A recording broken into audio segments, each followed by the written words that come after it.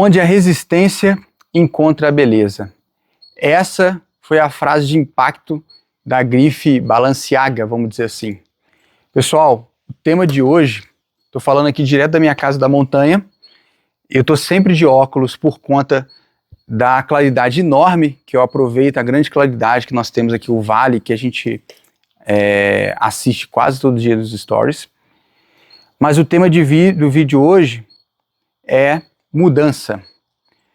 Bem, antes de falar sobre o que eu quero mudar, eu coloquei essa frase de impacto, inclusive a thumbnail desse vídeo provavelmente vai ser aquele tênis super surrado da Balenciaga.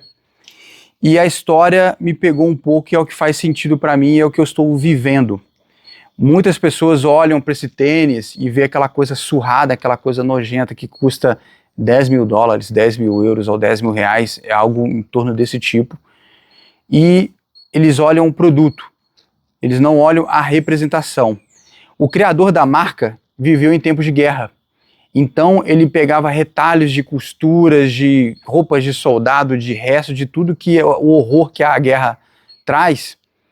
E mesmo assim, ele colocou essa frase, onde a resistência encontra a beleza, porque ele foi trabalhando costuras, tênis, restos de tênis, inclusive isso representava a liberdade para ele. Se não me engano, o nome é Cristóvão Balenciaga, que fugiu para a França. Então, pessoal, eu estou dando essa volta toda porque aconteceu algo que me impactou e que eu entendi que certas coisas devem mudar em mim. O que eu quero dizer com isso? Vocês vão notar, caramba, o sol tá pegando aqui, mas vai um vídeo sem edição. Vocês vão começar a notar sutilmente algumas mudanças na minha imagem e eu faço questão de fazer essas mudanças porque eu estou vivendo essas mudanças por mim mesmo. O que aconteceu? Sendo nu e cru, um fato que foi um ponto marcante para mim, e no resumo eu tive uma solicitação de orçamento, a pessoa me solicitou o orçamento, e por algum motivo, e quero acreditar que é esse o motivo, mas é o que faz sentido para mim, eu nem cheguei a passar o orçamento, que era um projeto grande, inclusive, então exige um conhecimento, uma alta costura, uma alta decoração que eu tenho total domínio. A gente viaja das grandes feiras, seja de Milão, no Brasil, nos Estados Unidos, em todo tipo de design center, a gente compreende todos os formatos, todos os elementos, consegue entender o que aquilo significa. Mas voltando ao assunto, a possível cliente solicitou um orçamento, não fechou comigo e fechou com um outro profissional que ele, na minha opinião, vive o contrário do que eu vivo, que é o quê? Eu tenho uma dominância da alta costura, da alta decoração, da técnica, da arquitetura de interiores, de formas, de elementos caros, naturais, artificiais. Porém, eu não transmito o luxo, o requinte que essa pessoa que levou o orçamento, fechou esse orçamento, transmite. Então, eu domino a técnica, mas eu nunca transmiti com muita força essa sofisticação, vamos dizer assim, e o mercado de design de interiores, de arquitetura, que eu sou muito crítico a isso, mas eu entendo que ele vive o inverso, que é o quê? Você precisa transmitir isso, ser aquilo, mas não necessariamente você precisa dominar aquilo. Em português, claro, se você mostrar um alto status, se você conseguir colocar na cabeça das pessoas que você tem uma sofisticação, uma influência, você não precisa ser tão bom assim. A verdade é essa. Pessoal, quantas vezes nós vemos projetos bizarros e pessoas pagando uma nota preta, né? E convenhamos que não é alta decoração, mas a pessoa veste uma marca, ela cria um imaginário e aquilo ali convence.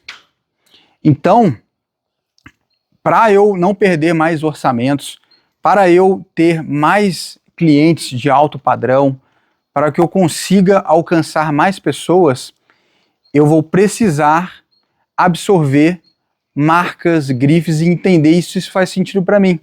Como eu expliquei a história da Balenciaga, Balenciaga, perdão. Mas o fato é, fez sentido para você? Quem paga 10 mil dólares num tênis todo surrado é que valoriza a arte, valoriza o design, valoriza a grife. Pessoal, a gente fala assim, eu quero um tom Fendi, eu quero aquele tom Fendi, que é como se fosse um janduia mais claro. Tom Fendi, a cor Fendi, ela só existe aqui no Brasil, que é da marca Fendi. Eles criaram aquilo, aquele marronzinho bem clarinho, que é nem um tom enjoativo, não, ele é um tom super suave, ele nunca sai de moda, e é uma marca cara, é uma marca que eu sei que tem valor agregado. Então, eu faço questão, e eu sinto essa necessidade, e isso vem de mim, não vem de terceiros, querer buscar essa mudança para eu buscar crescimento profissional, para eu buscar mais orçamentos, para eu buscar mais risco, mais pele em jogo. Então, eu queria colocar bem claro, inclusive, a gente vai visualizar o seguinte, eu sempre quis me mostrar uma pessoa simples, que eu procuro e aprecio a simplicidade e minimalismo. Vocês me viram muito utilizar esse relógio aqui, existe uma representação desse relógio.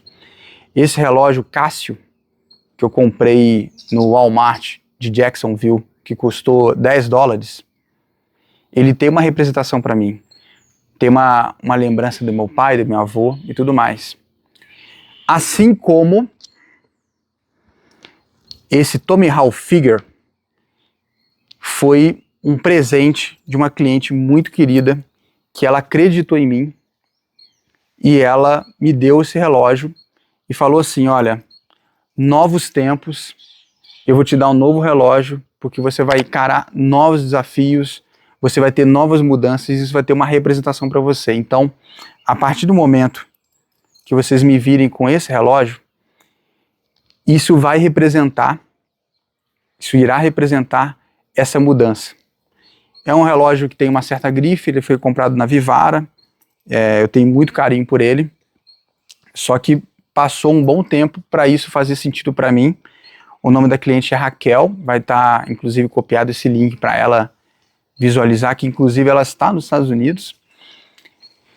Então, eu queria colocar esse marco zero para cá nesse vídeo, contar uma história para vocês de como uma grife, o que tem por trás, seja nos baús da Louis Vuitton, seja no tom da Fendi, seja na história do pós-guerra do Balenciaga, enfim, eu tenho agora essa representação do que eu vou mudar e eu sinto essa necessidade de mudar a minha postura para eu criar mais identidade, para eu alcançar mais clientes e não deixar passar onde uma cliente de enorme potencial muito provavelmente vai ter um projeto deficitário.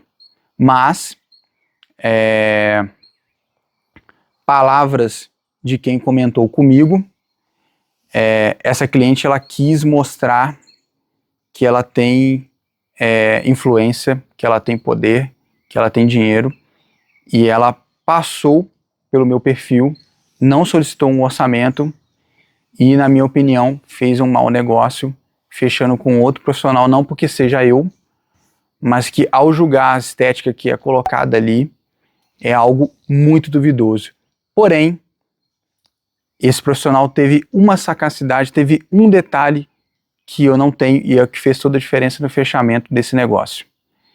Ele transmite status, ele transmite marcas, não sei se isso faz sentido para ele, porque eu sempre tive uma resistência enorme, porque a maioria das pessoas usam por usar, não entendem, não fazem sentido, às vezes é mais o status, e para mim tudo tem que ter um significado.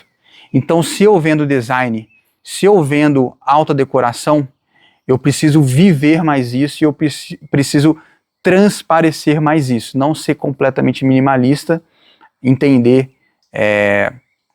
de boas marcas, bom design e, na verdade, um plus aqui, pessoal, do pensamento. Nos Estados Unidos é o branding, na Europa é o designer.